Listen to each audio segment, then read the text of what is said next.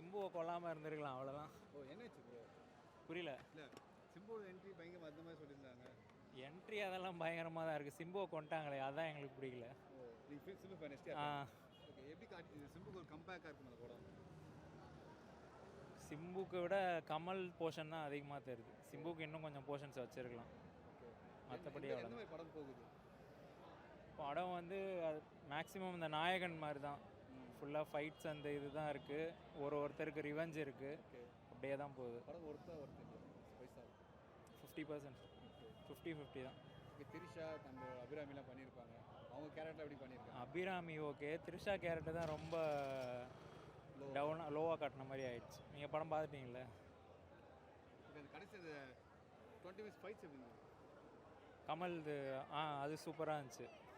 அது இன்னும் கொஞ்சம் லைட்டிங் வச்சிருக்கலாம். இவங்க ரொம்ப இருட்டில் எடுத்த மாதிரியே இருக்குது. ரொம்ப டே லைட் மாதிரி இருக்கா? மணிரத்னம் மூவி.